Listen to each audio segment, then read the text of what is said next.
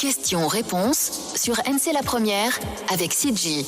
Rendez-vous au 258 258. 8h04, bonjour à toutes et à tous, bienvenue dans Questions-réponses en première partie. Avec notre invité du jour, il sera question des familles d'accueil en province sud. En seconde partie, piqûre de rappel du parcours Créa Sud. Les inscriptions se terminent bientôt et nous serons avec Initiative NC. Cette émission est la vôtre, n'hésitez pas à poser vos questions au 258 258. On commence avec la question du jour. NC La Première. La question du jour. À quoi sert une famille d'accueil et comment en devenir une ? Nous recevons ce matin la DEPAS, la Direction provinciale de l'action sanitaire et sociale en province sud, est chargée de la mise en œuvre des actions de solidarité, de cohésion sociale et de l'organisation des missions sanitaires qui lui sont dévolues. Elle est composée de 4 pôles, santé, enfance et famille, mission en matière de solidarité et support, évaluation et accompagnement. Dans ce premier pôle santé, la DEPAS offre des prestations de santé publique grâce à l'action de ses 13 centres médico-sociaux répartis sur l'ensemble de la province sud, de Bourail à l'île des Pins. Elle est chargée de l'offre de soins, des actions de prévention en matière de santé publique, en priorité à destination des publics les plus vulnérables. Alors on a vraiment mis les missions principales, il y en a bien entendu beaucoup d'autres. S'agissant du pôle enfance et famille, la DEPAS prend en charge les difficultés intrafamiliales par l'intermédiaire de son service de protection de l'enfance, du service de prévention et de promotion de la santé, du service de traitement des violences conjugales et intrafamiliales via le relais et de ses structures spécialisées. Ces missions consistent notamment en la réception, l'évaluation, l'orientation et le traitement des informations signalantes, ainsi que le déclenchement, la réalisation et le suivi des évaluations sociales et enquêtes judiciaires. La mise en œuvre et le suivi des aides éducatives ainsi que les différentes actions individuelles ou collectives de prévention auprès des mineurs, des familles et des partenaires.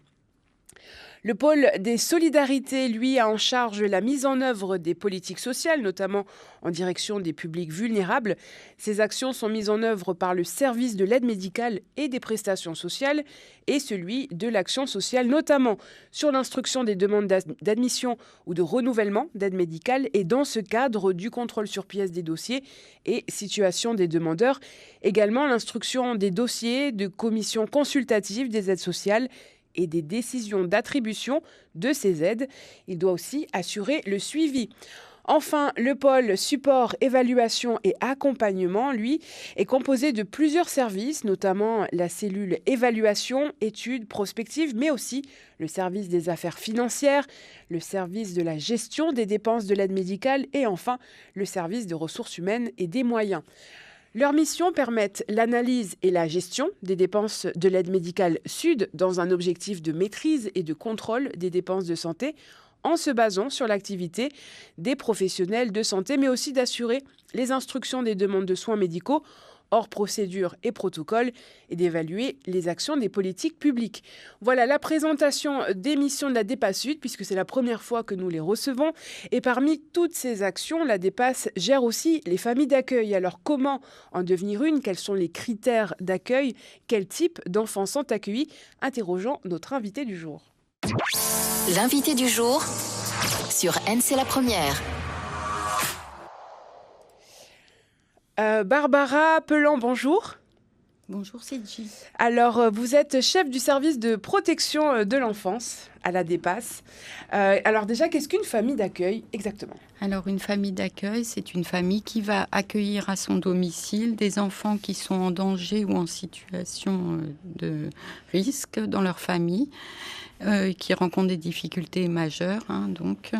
Et le rôle, ça va être de les accueillir, de partager leur quotidien, d'assurer leurs besoins fondamentaux, de garantir une sécurité affective, une sécurité psychologique aussi, favoriser leur épanouissement, veiller à leur santé, leur permettre de regagner de l'estime d'eux, parce que souvent c'est des enfants qui ont vécu des situations très difficiles auparavant et qui ont besoin d'être assurés, leur faire découvrir des activités ludiques, artistiques, etc., pour qu'ils puissent s'épanouir, tout en leur posant un cadre éducatif qui va être structurant et qui va leur permettre aussi d'intégrer les codes et les valeurs sociales pour qu'ils puissent trouver une place dans la société, dans leur scolarité, auprès de leurs camarades, etc. Dans quel cas un enfant est-il confié à une famille d'accueil ? Un enfant est confié à une famille d'accueil dans de multiples situations. Ça peut être des situations de maltraitance, ça peut être des situations de négligence, ça peut être des difficultés familiales momentanées qui vont faire qu'il faudra le mettre en sécurité ailleurs. Voilà, des violences intrafamiliales. En fait, c'est des situations où la famille n'est plus en capacité de garantir la sécurité et le bien-être de cet enfant. Et donc, l'objectif du placement, ça va être de retravailler avec cette famille, de recréer du lien, de travailler sur la parentalité pour qu'à terme, elle puisse reprendre son enfant dans des conditions où il pourra s'épanouir. C'est-à-dire que l'enfant est placé, mais il y a quand même toujours un travail avec les parents. Tout à fait. Ça fait partie vraiment de nos missions. C'est le juge des enfants, généralement, qui confie l'enfant ou le parquet quand il y a des cas d'urgence. Et l'objectif qu'il va nous donner, c'est de travailler avec la famille, les parents, quand c'est possible, et sinon la famille élargie pour permettre qu'à un moment donné, si les conditions sont réunies, l'enfant puisse retourner chez lui. Quel est l'objectif de cet accueil en termes de durée ? Est-ce que c'est temporaire, c'est long ? Alors c'est variable, il peut y avoir des accueils en urgence où là effectivement c'est le parquet qui va ordonner parce qu'il y a des maltraitances ou parce qu'il y a eu des situations d'abus sexuels ou de délaissement qui font qu'il faut mettre l'enfant à l'abri immédiatement. Donc là, généralement, le parquet il prend une ordonnance de placement provisoire pour 15 jours. Et puis après, c'est le juge des enfants qui va venir confirmer la décision en prolongeant le placement. Ou alors, sur cette période-là, on aura pu vérifier qu'il y ait des personnes qui puissent accueillir l'enfant dans de bonnes conditions.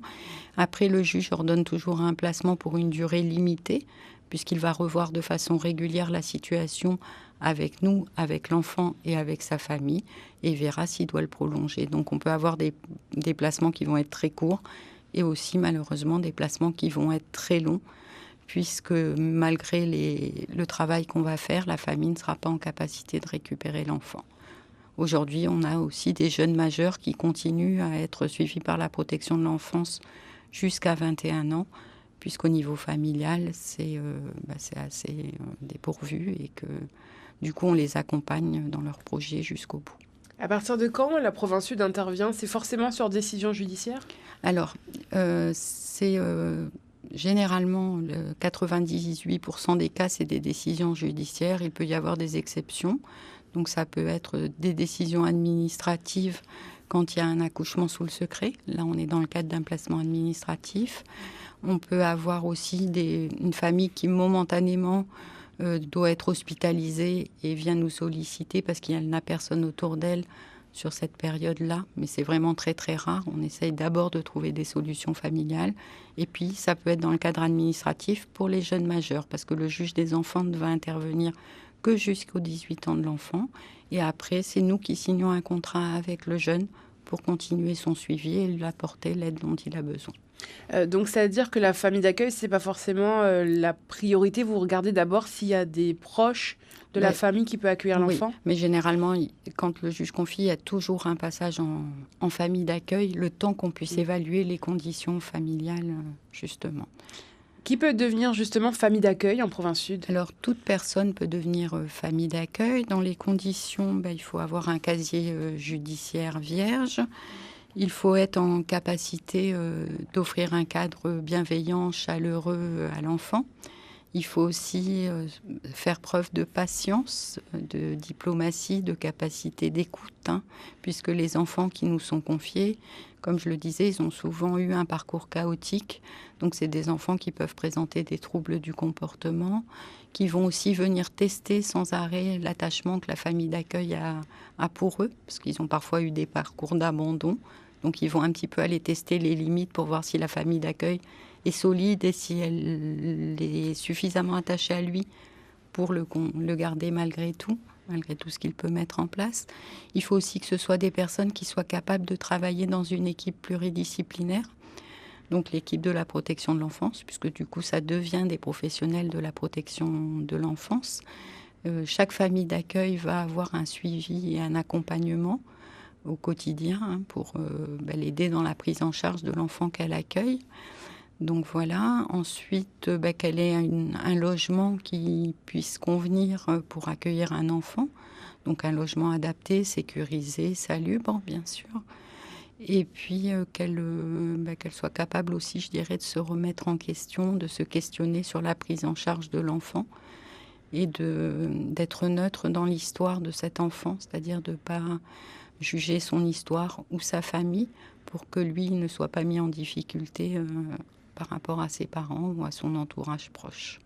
Voilà. Et aussi se dire que cet enfant, il va peut-être pas rester toute la vie, parce que c'est pas l'objectif, hein.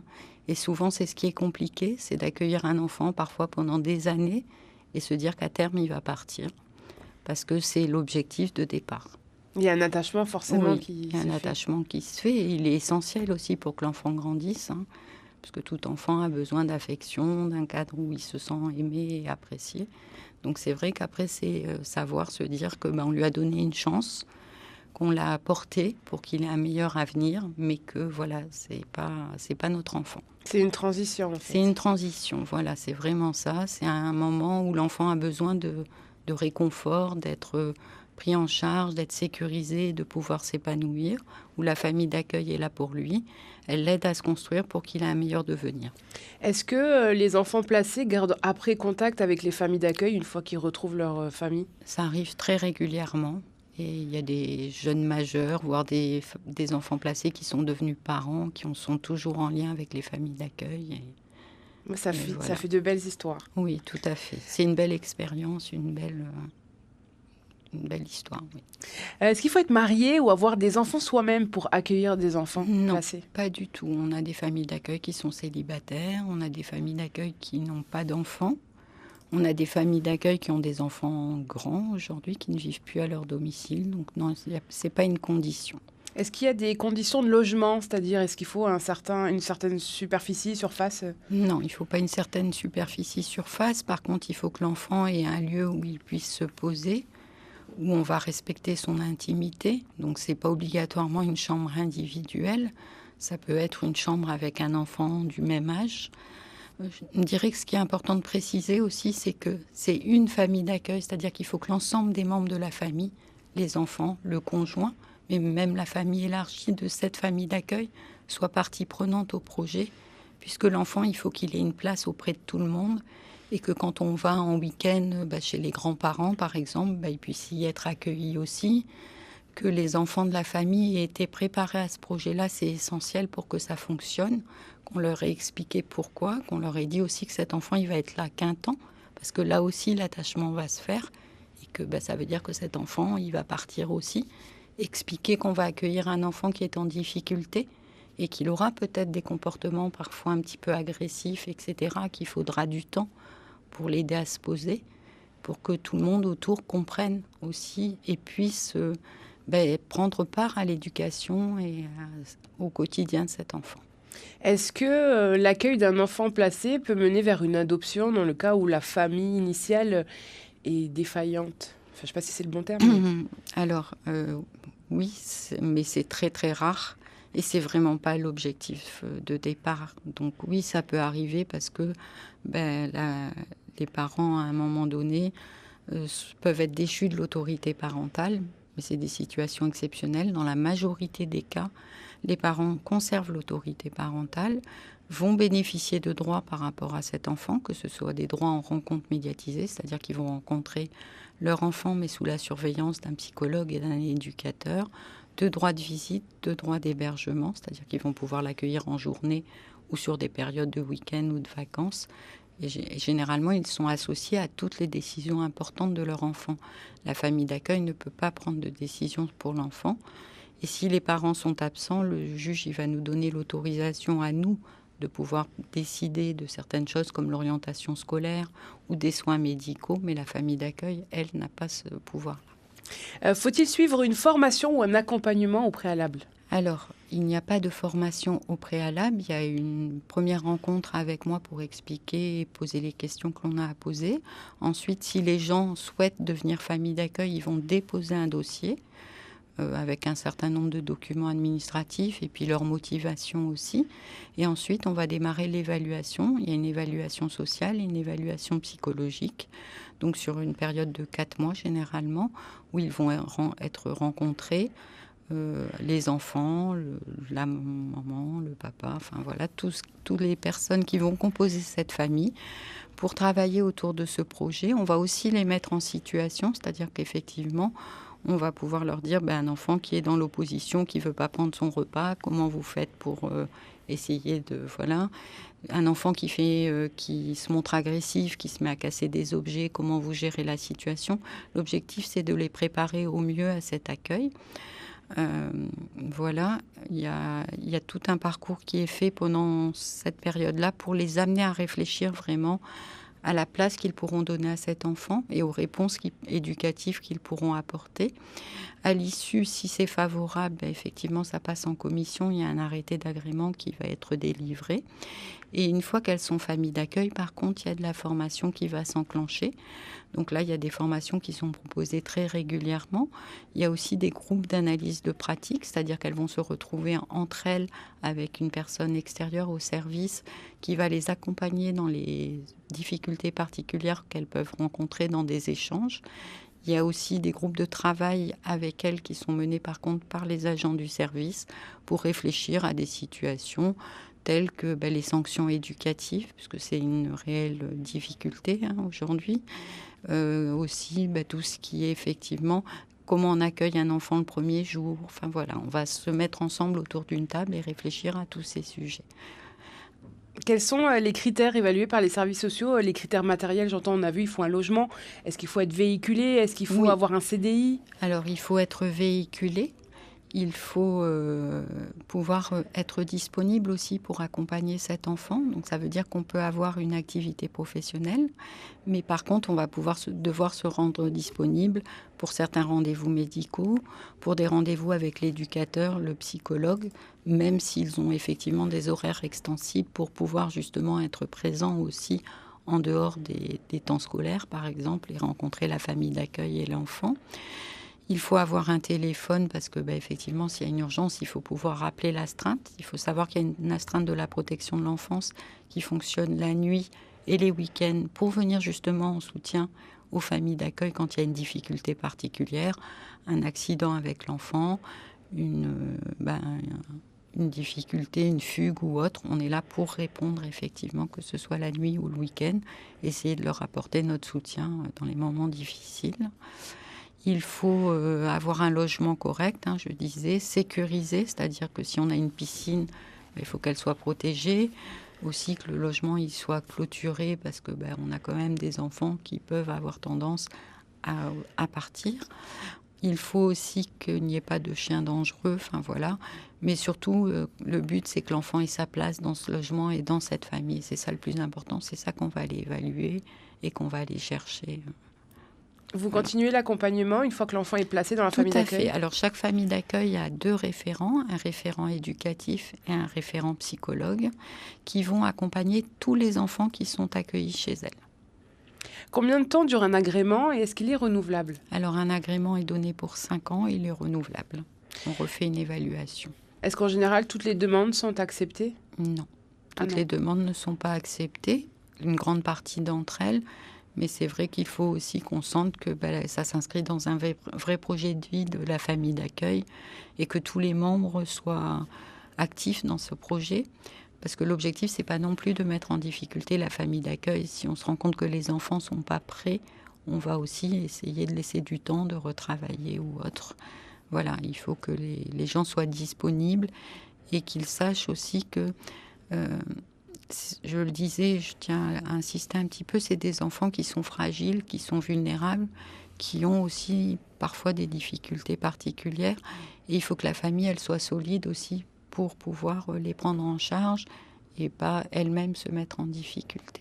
En général, les enfants, ils ont quel âge? Ça peut être tous les âges? Ça peut être tous les âges, d'une semaine au sortir de la maternité, comme je le disais, jusqu'à 21 ans pour les jeunes majeurs. Et c'est le cas ici en Nouvelle-Calédonie, il y a tous les âges? Tous les âges. Oui. Est-ce que les familles d'accueil sont rémunérées? Alors, elles sont indemnisées. Donc, il y a plusieurs types d'indemnités. Il y a ce qu'on appelle l'indemnité d'accueil. C'est pour compenser le fait qu'elles soient familles d'accueil. Donc, c'est une part qui leur est dévolue, qui va être variable en fonction du nombre d'enfants accueillis. du profil des enfants. Elle est plus importante si c'est des enfants porteurs de handicap et qui va être aussi fonction du type d'accueil qu'elles vont faire, parce que j'en parlerai après, il y a différents types d'accueil. Ensuite, il va y avoir une part qui est une indemnité d'entretien qui va varier selon l'âge de l'enfant et qui va servir en fait à prendre en charge les besoins de l'enfant au quotidien, que ce soit l'alimentation, les activités de loisirs, les activités sportives, voilà, son argent de poche. Et donc voilà. l'idée, c'est que ça n'impacte pas le budget de la La famille. famille, tout à fait. Voilà. Ensuite, il y a une indemnité de trousseau qui est versée en 2 parties. Une première partie quand l'enfant arrive et ensuite à 6 mois, qui va permettre d'acheter tout ce dont l'enfant a besoin en termes vestimentaires ou autres. Il y a aussi une indemnité pour le Noël. Voilà. Après, on prend en charge une partie des frais liés aux enfants, c'est-à-dire qu'effectivement, on va pouvoir couvrir une partie des frais de scolarité. On va pouvoir prendre en charge aussi les activités de loisirs si on pense que c'est important pour l'enfant. Il y a des activités de loisirs que la famille d'accueil va couvrir. Il y en a d'autres sur lesquelles on va pouvoir participer. Je pense à un enfant qui aurait besoin d'être en contact avec les animaux et qui pourrait faire de l'équitation parce qu'on pense que c'est bien dans le cadre de son projet personnalisé pour pouvoir se construire mieux. Là, on va pouvoir aider la famille d'accueil et participer à tout ça. On prend en charge aussi tout ce qui est camp de vacances. Donc, pas la totalité, mais par exemple, sur les 2 semaines de vacances, on va couvrir 1 semaine parce qu'on estime aussi que l'enfant, il a besoin de se poser, que la 2e semaine, c'est bien qu'il reste avec la famille d'accueil. Voilà, donc on essaye de couvrir au maximum, même si, comme vous le savez, avec les restrictions budgétaires, c'est pas toujours facile, mais on essaye de faire au mieux. Et c'est vraiment avec le travail avec l'éducateur, le psychologue, la famille d'accueil et l'équipe plus large de la protection de l'enfance, parce qu'on a aussi infirmiers et enseignants, qu'on va travailler ensemble sur le projet de l'enfant et définir ce qu'on doit prioriser dans ce projet-là pour qu'il se sente bien.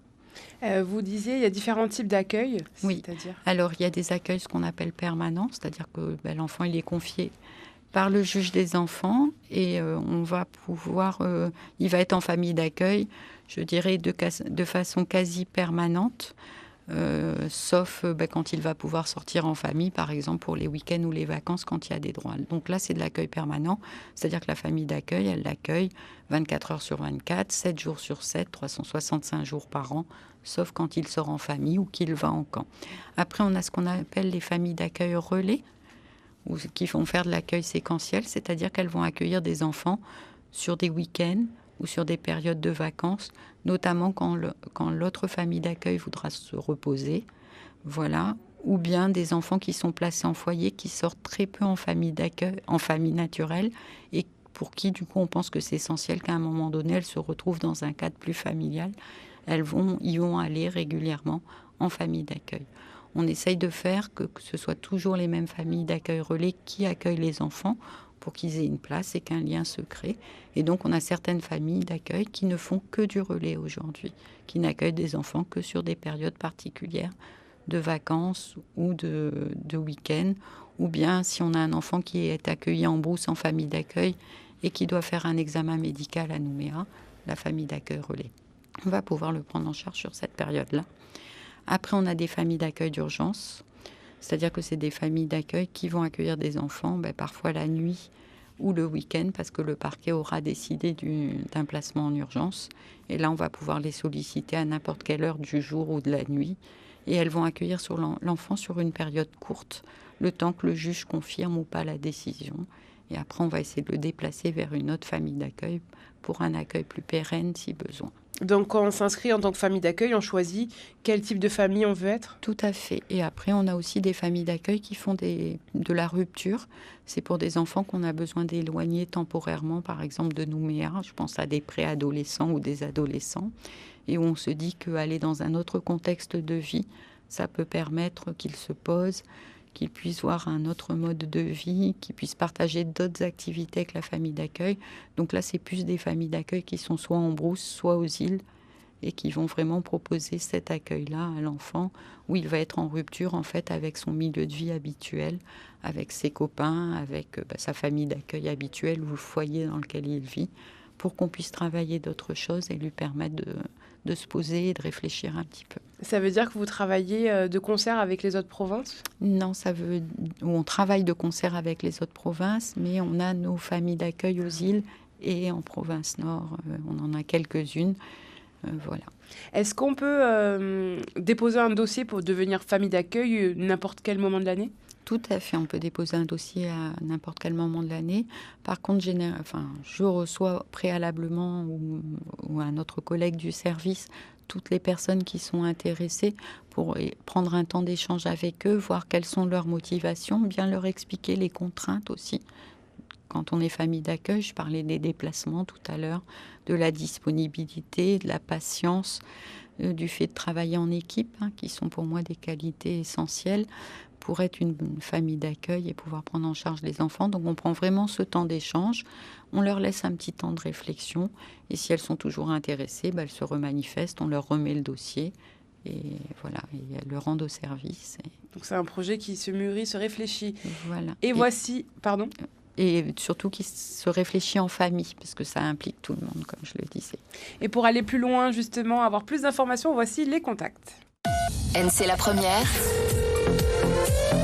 Les contacts.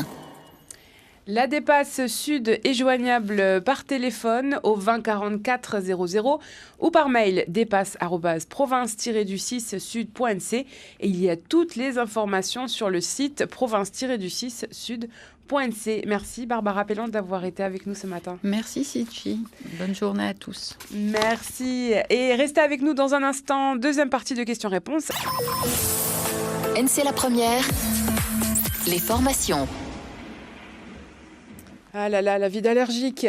Deuxième partie de questions-réponses. Il est 8h38, vous écoutez la première et il y a quelque temps, vous aviez peut-être commencé à réfléchir à un projet, une idée, une envie d'entreprendre. Peut-être qu'elle est encore dans un coin de votre tête, peut-être qu'elle a mûri depuis. Dans tous les cas, vous avez aujourd'hui l'opportunité de lui donner vie. Et notre deuxième partie de questions-réponses est consacrée aux porteurs de projets de création d'entreprise. Et le parcours Créasud proposé par Initiative NC n'attend plus que vous. Et pour en parler, Reine Maria Bernalo, chargée de communication de l'association. Bonjour. Bonjour Sidji.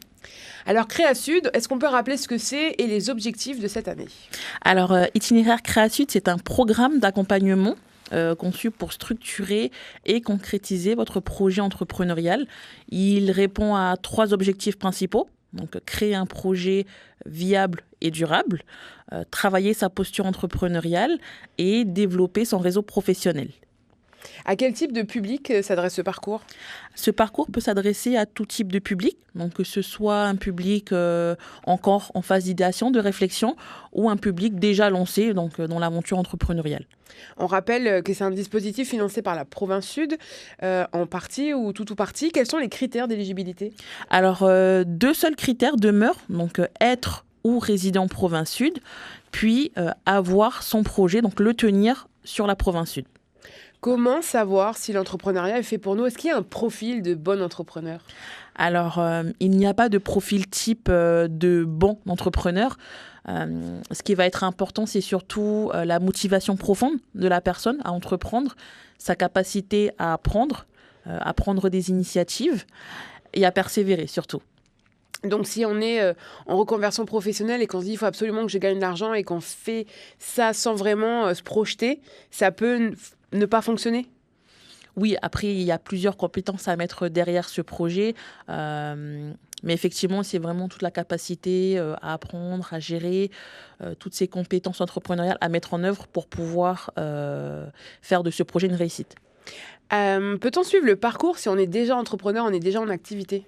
Oui, bien sûr, c'est tout à fait possible, d'autant plus si la personne a un besoin de structurer davantage son projet. Quelles ont été les réussites des éditions précédentes ? Est-ce que vous avez des exemples à nous donner ? Alors, chaque édition est assez spécifique et donc les réussites propres à chacune. Mais dans tous les cas, ce qui ressort, c'est que ces dispositifs permettent de faire émerger des entrepreneurs engagés qui créent ou transforment des idées en activités concrètes, pérennes. Et donc, dans les exemples que l'on peut citer, on peut avoir Akabot, donc que l'on a accompagné sur Bouraké avec son port à sec. Cédélia Neouidou, qui a une activité de transport sur Yaté, ou encore Juliana de Caqueret, donc qui a une marque de vêtements sportifs. Et ce sont des personnes que vous accompagnez, enfin Créa Sud, c'est qu'en province sud. Pour le Nord et les îles, pour l'instant, il n'y a pas d'autres dispositifs. Alors pour itinéraire Créa Sud, donc ça reste bien donc sur la province sud uniquement. Par contre, en parallèle, on continue à accompagner sur l'ensemble du territoire via notre circuit standard, donc l'accompagnement au montage technique du dossier et le prêt d'honneur. Restez avec nous, on va vraiment creuser ce programme et les différentes dates puisque cette année, Itinéraire Créa Sud se déplace en province sud. NC La Première, les formations. Et aujourd'hui, on s'intéresse aux entrepreneurs. Et le standard est ouvert d'ailleurs si vous avez des questions à notre invité 258-258. Alors, Initiative NC se déplace en province sud avec ce parcours, Initiative Créa Sud. Bourail, La Foi, Dimbéa, comment s'articule le parcours ? Alors, le parcours va s'articuler en 2 temps. Donc, dans un premier temps, une série d'ateliers. Donc business plan, business model, les compétences entrepreneuriales. Donc sur Dimbéa, La Foi et Bourail. Bourail le 30 juin, le 1er juillet. La Foi les 10 et 11 et Dimbéa donc les 17 et 18 juillet. Puis on revient à peu près 2 à 3 semaines plus tard pour faire le bilan, faire un point, ce qui a pu être fait, qu'est-ce qui bloque, qu'est-ce que l'on peut apporter en plus. Et donc ça va être donc le 28 juillet sur Bourail, le 29 sur La Foi et le 30 sur Dimbéa.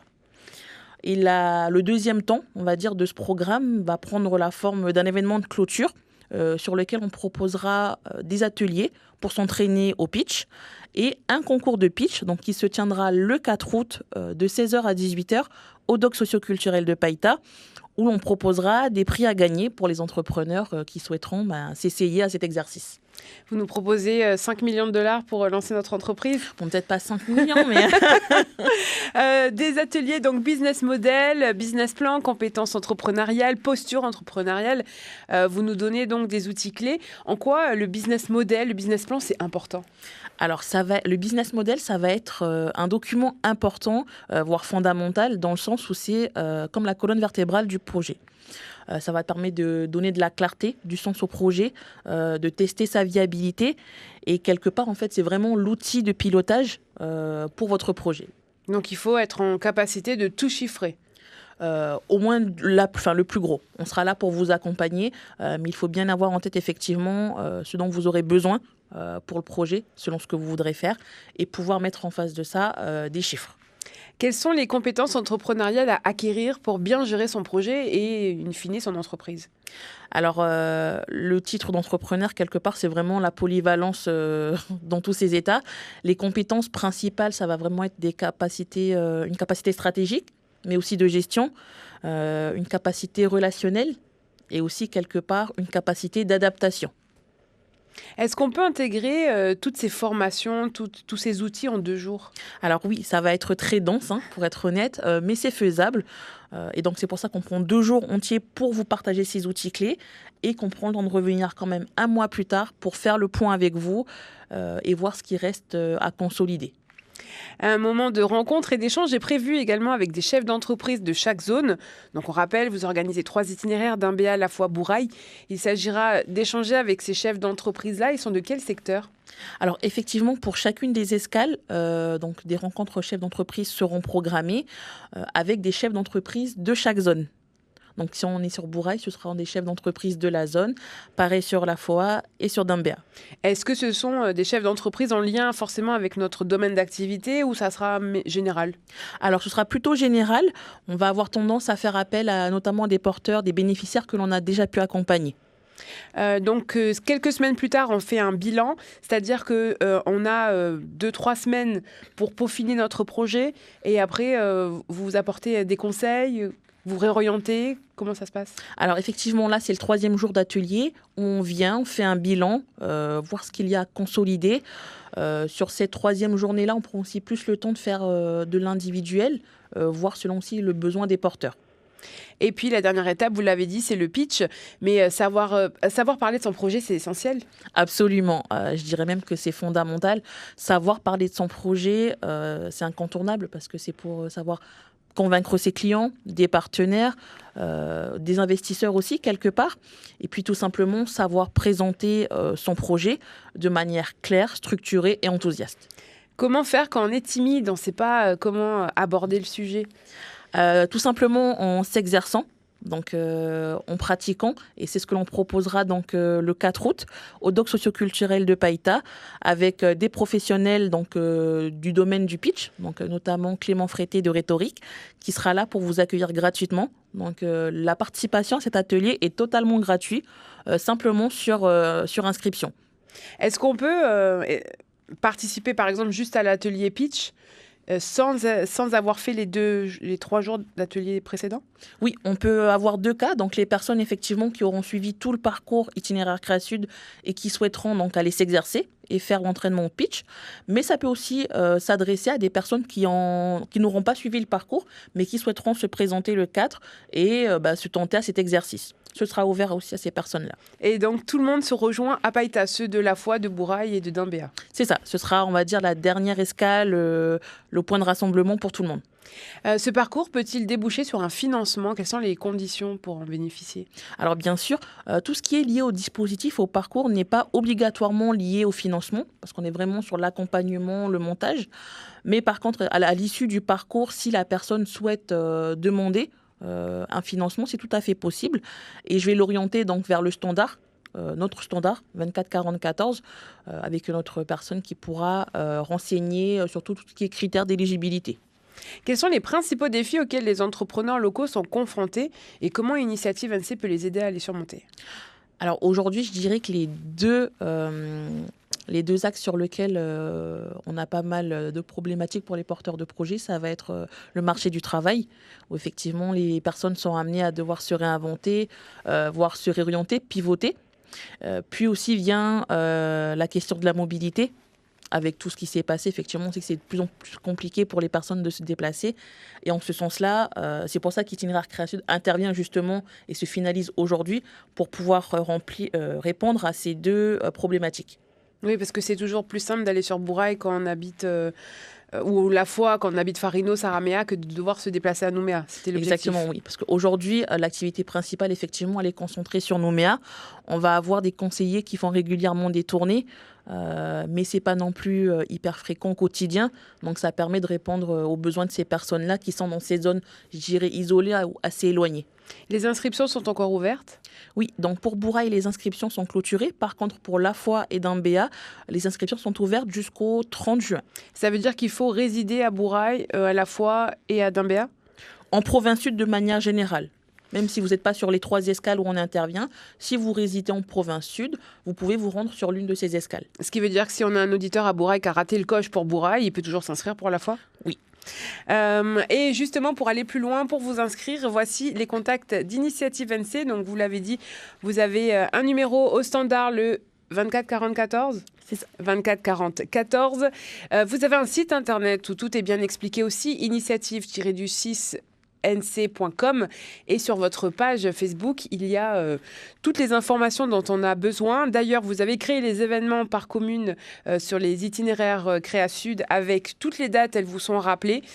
Et oui, toutes les dates vous sont rappelées, on va les rappeler aussi avant de se quitter. Voilà, Bourail 30 juin, 1er et 28 juillet, La Foi 10, 11 et 29 juillet, Dambéa 17, 18 et 30 juillet, et la finale avec le pitch 4 et 5 août au doc sociaux culturels. Voilà, pour vous inscrire, 24 40 14, ou on envoie un mail. Pour terminer, un mot pour encourager les entrepreneurs.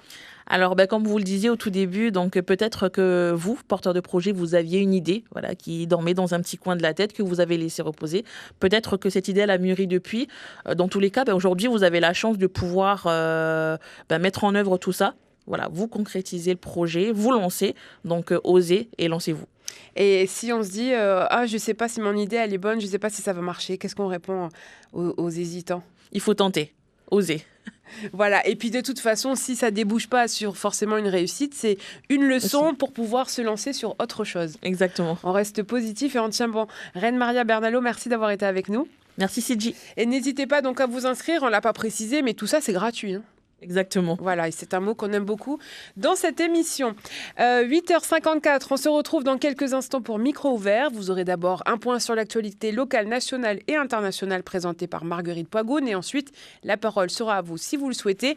Question-réponse reviendra lundi et tous les autres jours de la semaine avec de nouvelles thématiques. Merci à Rocky Noukouan à la technique et Gilles Andrea aussi. Voilà, c'est vendredi. Merci à vous. Et puis n'hésitez pas toujours à nous faire des suggestions. On prend vraiment en compte et on essaie d'organiser des émissions en ce sens. Donc vos contributions nous sont précieuses. Questions-réponses sur NC La Première avec CJ. Rendez-vous au 258 258.